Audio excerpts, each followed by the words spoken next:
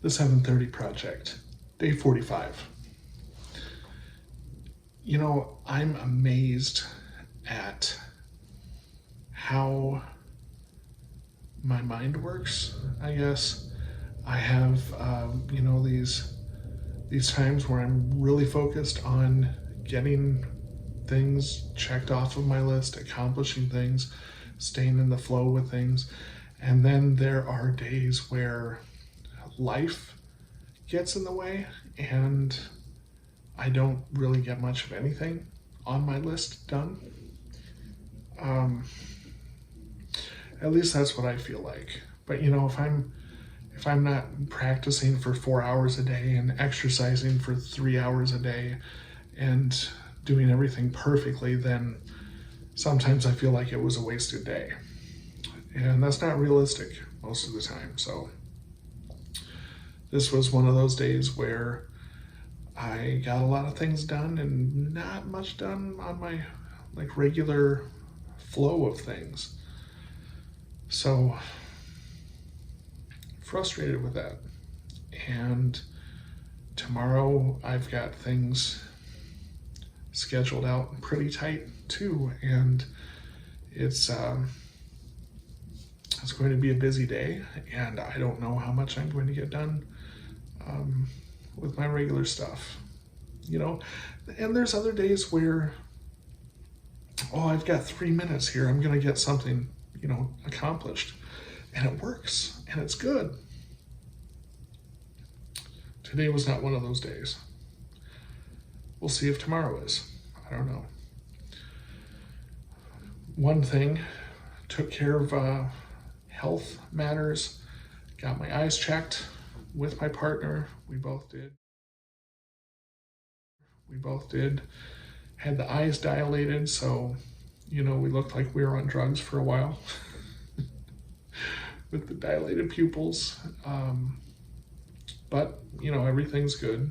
And somebody like me with metabolic diabetes, type 2 diabetes, I keep a close watch on things, and I pay extra for the retinal photography to make sure that there's no signs of diabetic retinopathy, which could eventually cause blindness. And happy to say that once again, there is no sign of diabetic retinopathy for me or for my partner. So taking care of health in that way. Realizing my metabolism is really off today because I had this big bowl of steamed veggies and lots of good stuff added to it, like chia seed and hemp seed and flax seed, and my blood sugar spiked really big afterwards, and it wasn't from the vegetables. So there's something clearly off with my metabolism, which means I need to exercise more. And that's been one of my challenges since moving here. I mean, because like when I go out on my bike, that takes a little bit of time. There's a time factor involved in that. And I don't know if I've mentioned this in any of the videos, but for a couple of months, I was training to run a 5K. And here's the thing, I don't run. I used to joke that the only time that I run is if the buffet line is closing. So I decided I'm going to do Couch to 5K, and I'm going to run, and I was all set, to run my first 5K on my birthday this year. I got about halfway through the program before I started having severe knee pain. And it was, I had surgery on this particular knee 20 some years ago, and I found out that it was the, the MCL, medial cruciate ligament, I think.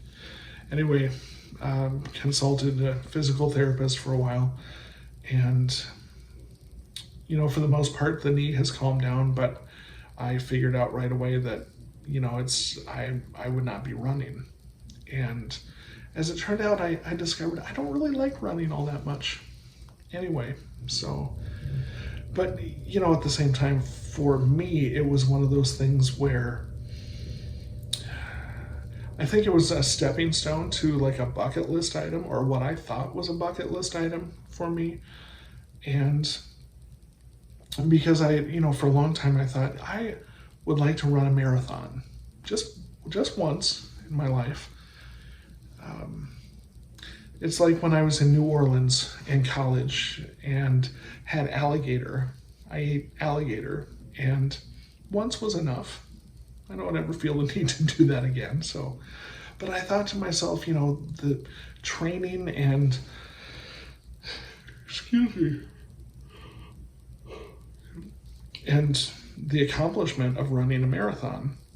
And I know today people are doing like these ultra marathons and like, oh yeah, let's go run 100 miles in 24 hours, or I don't know the specific time frames people are doing these 100-mile races and through the mountains and things like that. But and so like the marathon is not quite as big a deal as it used to be, maybe. But I thought for me, wow, that would be quite an accomplishment, and I don't think it's going to happen. So,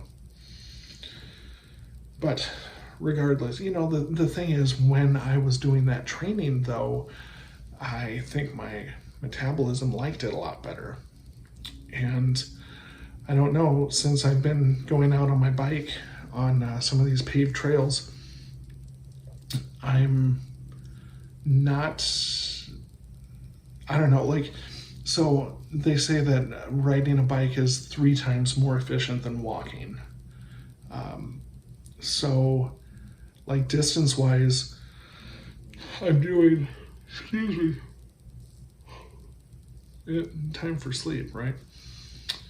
Distance-wise, I'm doing about 10 miles when I go out on the bike. Part of it is I need to get conditioned to riding a bike again, because even with the padded biking shorts, I get a little sore in the saddle area there. And the other thing is that my knee starts to bother me a little bit. Not the same way as when I was doing the training for the 5K, but that is a factor. So I've got to figure out what's going to work for me. I think it might be open now. We're in a neighborhood that I think just recently opened a pool for the community, so I need to check into that, because the physical therapist I was working with said that swimming would be a great thing for me. My challenge is I'm not a real strong swimmer. The other thing I was seeing the PT for was shoulder rotator cuff injury that has not fully healed and still hasn't to this day. So, yeah, that makes doing like traditional swimming strokes kind of uncomfortable. And like I said, I'm not really strong with that anyway, although even movement in the pool with that buoyancy, taking stress off of the joints,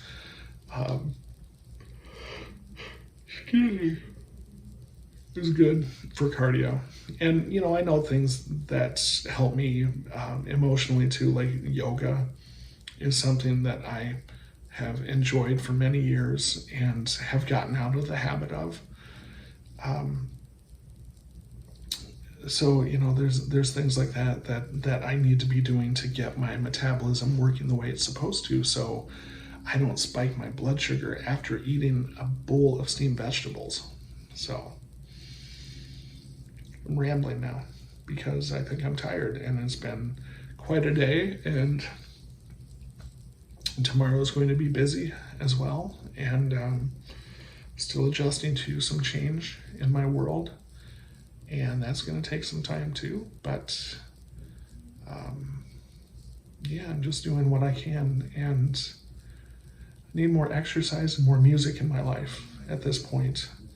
and needing to create those opportunities within the day, especially when it gets this busy.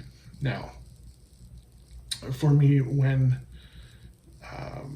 things like my Irish whistle or tin whistle practice, that's a small instrument. I carry that in my bag. It's also a very shrill instrument and very loud instrument, so it's not like I can practice it just anywhere, but it is highly portable, so that's a benefit of that, being able to, excuse me, take something with me much easier than a Bowron. I thought about, I don't have it. It's somewhere in this beautiful mess that is my developing studio space here, but even things like a kanjira, a small Indian drum from. I'm blanking out. Classical, some kind of Kartan? No. Classical. I don't know, the mind's starting to go. I don't remember the style of music that kanjira is used in most of. Anyway, a kanjira is a small tambourine that has one set of jingles on it, but it's a 7-inch diameter. Very small drum. Anyway, the point is, I'm really rambling now. The point is the tin whistle is fairly easy to carry with me. Although something like a kanjira, if I were to practice drumming with that, I can do that a lot quieter than I can the tin whistle. Anyway, finding those opportunities within the day. That's the whole point of this. I think I'm going to close this video before I just ramble on for like 45 minutes. So I will see you back here on day 46.